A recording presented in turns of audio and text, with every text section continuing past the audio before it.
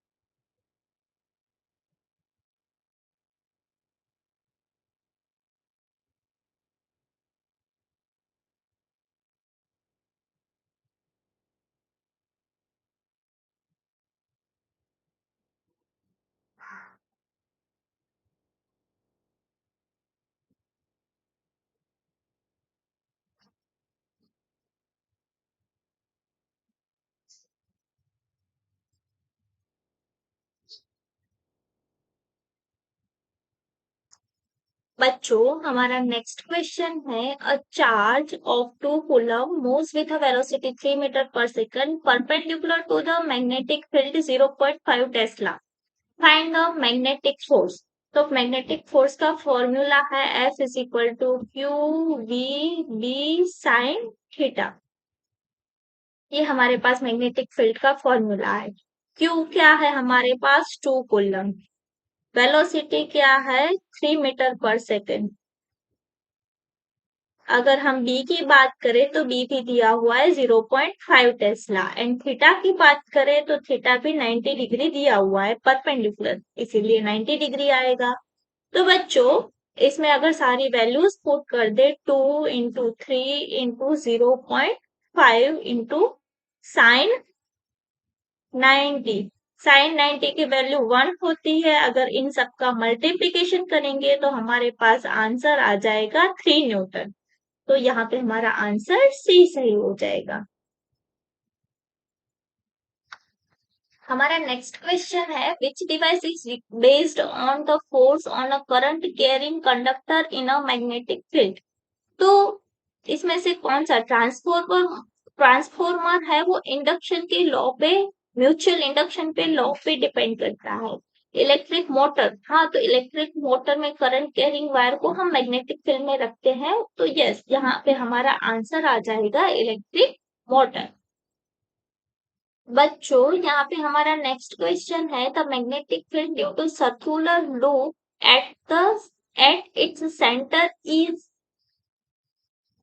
देखो सेंटर पे अगर मैग्नेटिक सर्कुलर लूप है और करंट फ्लो हो रहा है तो उसके सेंटर पे कुछ मैग्नेटिक फील्ड होगा और वो मैग्नेटिक फील्ड की वैल्यू होती है mu naught I upon 2r और ये मैक्सिमम होता है। सेंटर से दूर जाएंगे तो ये फील्ड की वैल्यू कम होती जाएगी। जैसे यहाँ पे रिंग है ऐसे रखी गई है, उसके सेंटर के एक्सिस पे अगर हम जैसे जैसे दूर जाएंगे तो फील्ड की इंटेंसिटी कम होती जाएगी, सेंटर पे वो इंटेंसिटी मैक्सिमम होगी।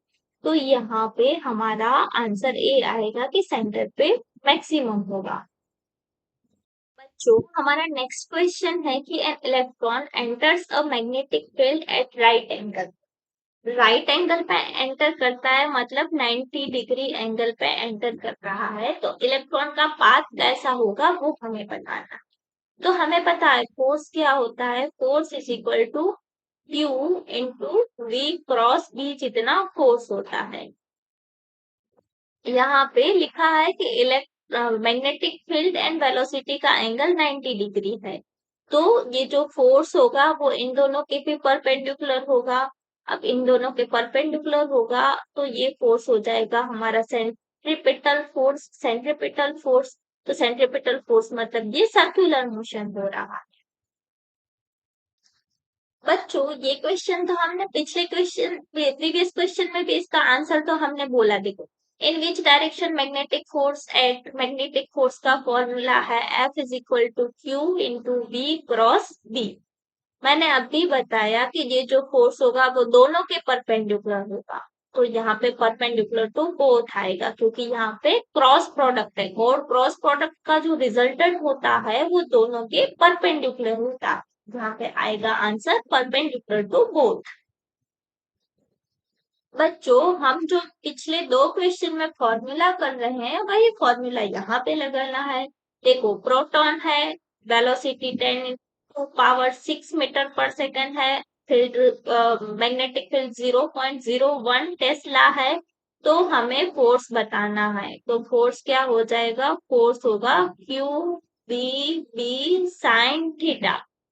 यहाँ पे थीटा क्या है 90 डिग्री क्योंकि परपेंडिकुलर मेंशन किया हुआ है, तो थीटा 90 डिग्री है तो साइन थीटा तो 1 हो जाएगा।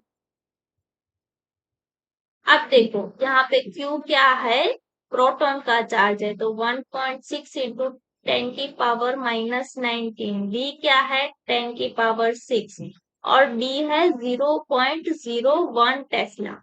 तो अगर हम इसका सिंप्लीफिकेशन करेंगे तो 10 की पावर का ही सिंप्लीफिकेशन करना है, -19 + 6 और इसकी -2।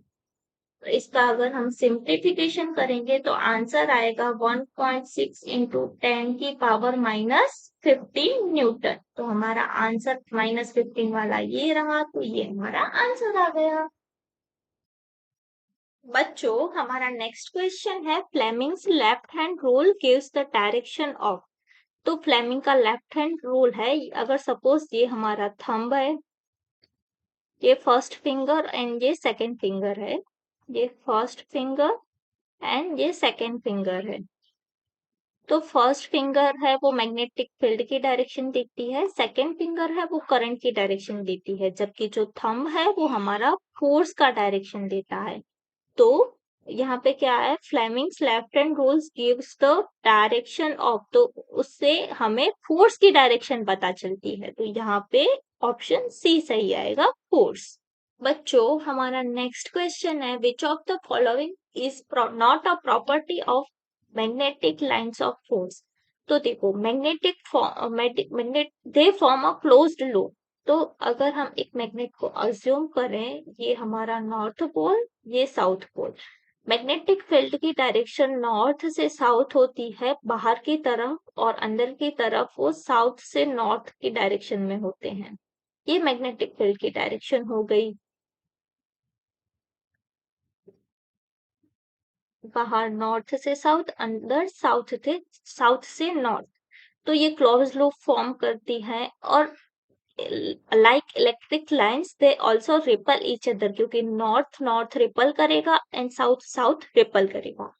दे starts from north and ends at south. हाँ, तो ये प्रॉपर्टी भी सही है कि वो नॉर्थ से चालू होती है, साउथ पे एंड होती है, लेकिन ये अंदर भी होती है साउथ से नॉर्थ की डायरेक्शन में। दे इंटरसेक्ट ईच अदर, ये गलत है, क्योंकि electric magnetic field lines electric field line के जैसे कभी भी एक दूसरे को इंटरसेक्ट नहीं करती। क्यों? क्योंकि वो अगर इंटरसेक्ट करेंगी तो एक पॉइंट पे दो डायरेक्शन फील्ड की मिलेगी, जो इम्पॉसिबल है। इसीलिए यहाँ पे ऑप्शन डी हमारा सही आंसर आएगा। बच्चों, हमारा नेक्स्ट क्वेश्चन है कि a wire carrying a current is placed parallel to magnetic field। तो ये हमारा वायर है,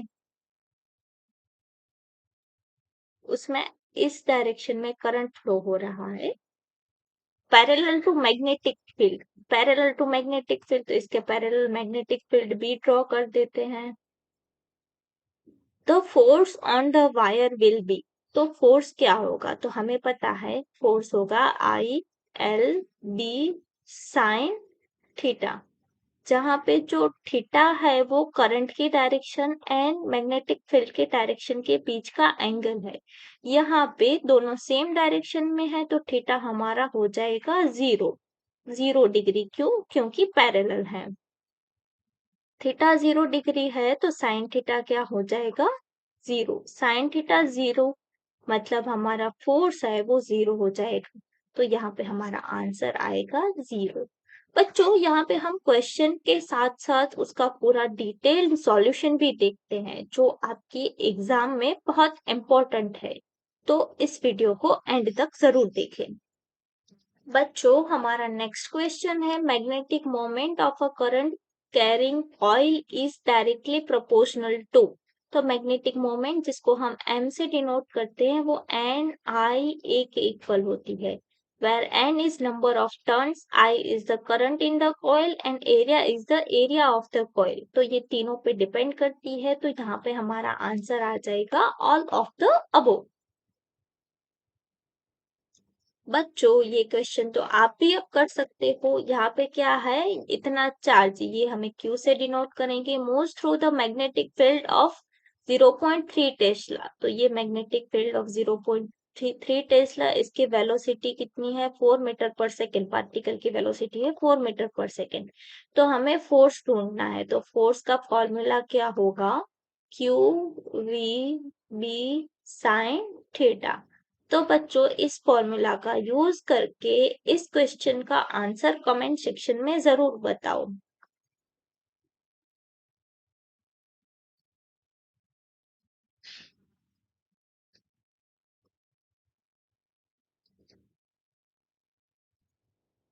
बच्चों, इसका आंसर हमने पहले एक क्वेश्चन में दे दिया है। यहाँ पे क्या है, magnetic field strength due to long straight wire at a distance r is proportional to. तो देखो B at a distance r क्या होता है, mu naught I upon 2 pi r जितना होता है। तो यहाँ पे B is proportional to 1/r। तो यहाँ पे यही बताना है कि किसका प्रोपोर्शनल होगा, तो 1/r के प्रोपोर्शनल होगा। बच्चों, हमारा नेक्स्ट क्वेश्चन है, current in a wire is doubled. Current को हम डबल करते हैं, मतलब हमारा I अगर 2I हो जाए तो magnetic field at a point near the wire will become. तो मैग्नेटिक फील्ड का पहले तो फॉर्मूला पता होना चाहिए। Magnetic field near the wire, current carrying wire का फॉर्मूला है mu naught I upon 2 pi r। यहाँ पे D is directly proportional to I है। तो अगर करंट डबल होगा तो मैग्नेटिक फील्ड भी डबल होगा। तो यहाँ पे हमारा बी ऑप्शन डबल सही है। बच्चों देखो, सारे क्वेश्चंस ना ये 2-3 फॉर्मूला को यूज करके ही होते हैं। ये जो क्वेश्चन में जो फॉर्मूला हम यूज करने वाले हैं वो भी पहले हम एक क्वेश्चन में यूज कर चुके हैं। देखो यहाँ पे क्या है, a straight wire of length 0.5 metre, ये लेंथ है, मतलब ये हमें एल दिया हुआ है। Carries a current of 3 ampere, मतलब ये हमें आई दिया हुआ है। In a uniform magnetic field 0.2 tesla, मतलब ये हमें बी दिया हुआ है। The wire is perpendicular to the field, wire perpendicular to the field है, मतलब करंट एंड फील्ड हमारा परपेंडिकुलर है, मतलब थीटा 90 डिग्री है। फाइंड आउट द फोर्स, तो हमें पता है एफ होता है ILB साइन थीटा के इक्वल। अब सारे वैल्यूज तो हमें पता है तो वो पुट कर देते हैं। आई है हमारा 3 एम्पियर, एल है 0.5 मीटर, बी है 0.2 टेस्ला, एंड साइन 90 की वैल्यू 1 होती है।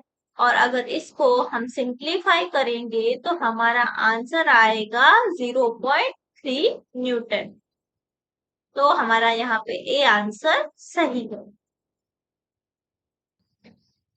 बच्चों देखो, ये क्वेश्चन है, which tool is used to find the direction of induced current. तो इंड्यूस्ड करंट की डायरेक्शन फाइंड करने के लिए फ्लेमिंग्स राइट हैंड यूज होता है, जिसमें जो थंब है वो मोशन मोशन जिस डायरेक्शन में हो उस डायरेक्शन को थंब से रिप्रेजेंट करते हैं।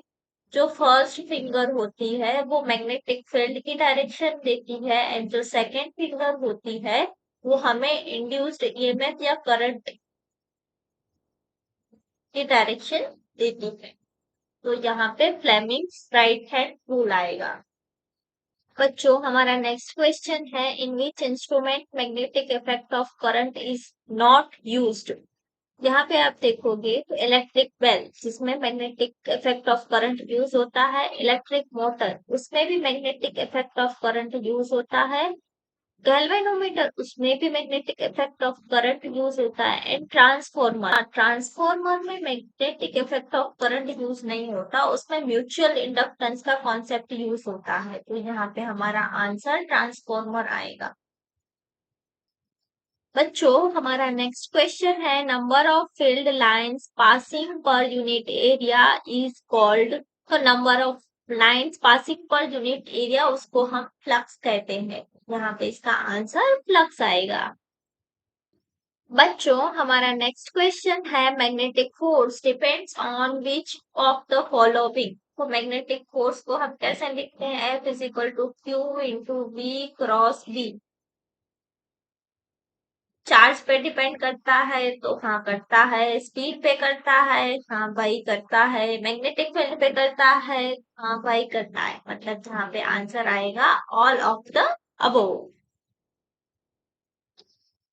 विच of the following is a vector quantity. Vector quantity कौन सी है वो बताएं। मैग्नेटिक फील्ड, हाँ मैग्नेटिक फील्ड है वो तो वेक्टर क्वांटिटी है। इलेक्ट्रिक चार्ज, चार्ज क्यू जो स्केलर क्वांटिटी है, इसको दिखाने के लिए डायरेक्शन की जरूरत नहीं पड़ती, तो यहाँ पे मैं चार्ज नहीं आएगा। मैग्नेटिक फ्लक्स, फ्लक्स है वो number of lines passing through the area, तो ये तो स्केलर क्वांटिटी है, नंबर ऑफ लाइंस रिप्रेजेंट करता है, तो ये तो स्केलर क्वांटिटी है। एंड रेजिस्टेंस, ये भी स्केलर क्वांटिटी है, तो हमारा आंसर आएगा ए मैग्नेटिक फील्ड। बच्चों देखिए, ये हमारा क्वेश्चन बहुत अच्छा क्वेश्चन है। Current is flowing out of the page, out of the page को हम डॉट से रिप्रेजेंट करेंगे।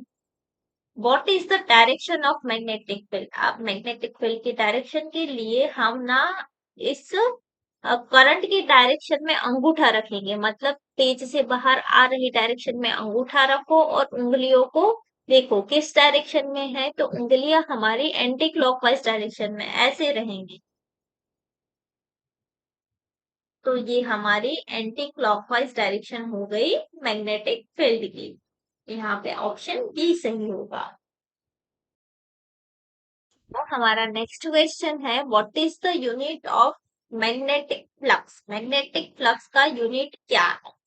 तो मैग्नेटिक फ्लक्स का यूनिट होता है वेबर, तो यहाँ पे हमारा आंसर वेबर सही आएगा।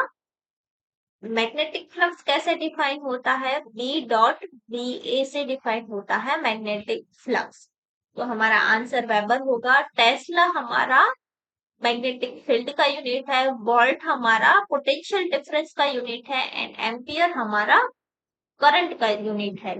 तो ये हमारा लास्ट क्वेश्चन था। बच्चों अगर आपको इसकी पीडीएफ चाहिए तो आप हमारा व्हाट्सएप या टेलीग्राम ग्रुप जरूर ज्वाइन करें। व्हाट्सएप एंड टेलीग्राम ग्रुप की लिंक आपको डिस्क्रिप्शन बॉक्स में मिल जाएगी। बच्चों आज के लिए इतना ही रखते हैं, मिलते हैं कोई नए टॉपिक के साथ। तब तक थैंक यू।